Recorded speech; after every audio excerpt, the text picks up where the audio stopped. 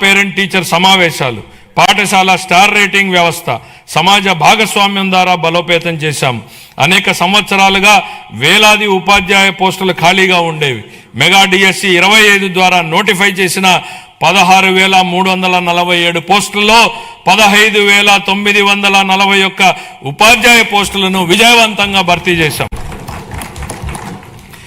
ఉపాధి గౌరవం మరియు అవకాశాలను సృష్టించినప్పుడే వృద్ధికి అర్థం ఉంటుంది.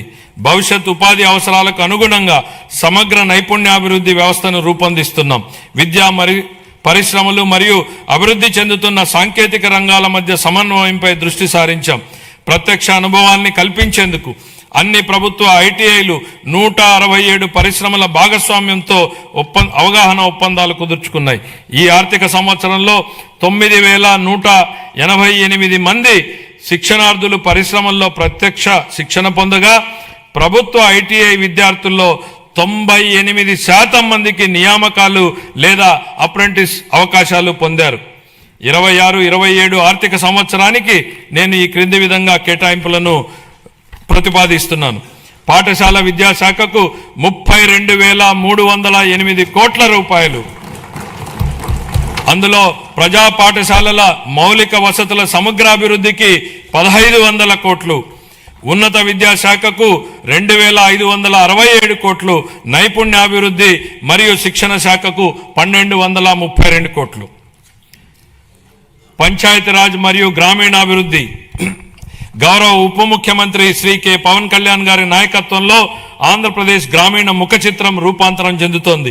25-26 ఆర్థిక సంవత్సరంలో 3.44 లక్షల మంది ఎన్నికైన ప్రజాప్రతినిధులు మరియు కార్యనిర్వాహకులకు శిక్షణ ఇవ్వడం ద్వారా ఆంధ్రప్రదేశ్ దేశవ్యాప్తంగా ప్రథమ స్థానాన్ని సాధించింది.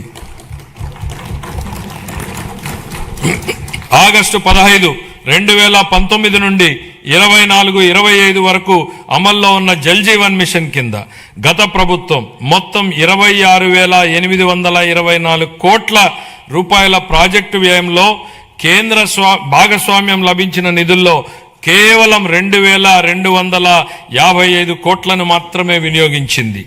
23-24లో కేంద్రం నుండి అతి తక్కువ కేటాయింపులు వచ్చినప్పటికీ ఛత్తీస్గఢ్, జార్ఖండ్, గుజరాత్, ఒడిశా వంటి రాష్ట్రాలు ఆంధ్రప్రదేశ్ కంటే ఎక్కువగా ఖర్చు చేశాయి. మా ప్రభుత్వం ఈ పథకాన్ని పునరుద్ధరించేందుకు ముందడుగు వేసింది. మా విజ్ఞప్తిని స్వీకరించి పథకం గడువుని 28 వరకు పొడిగించిన భారత ప్రభుత్వానికి మా కృతజ్ఞతలు. దీర్ఘకాలిక స్థిరత్వ సమస్యలను పరిష్కరించడంతో పాటు 100% కవరేజీని సాధించేందుకు ఉపరితల జల ఆధారిత మల్టీ విలేజ్ స్కీమ్స్ ద్వారా ఈ కార్యక్రమాన్ని పునర్వ్యవస్థీకరించాము. ప్రతి వ్యక్తికి 55 లీటర్ల తాగునీటి సరఫరాను చేసే విధంగా దిశగా చర్యలు తీసుకోవడం జరుగుతోంది.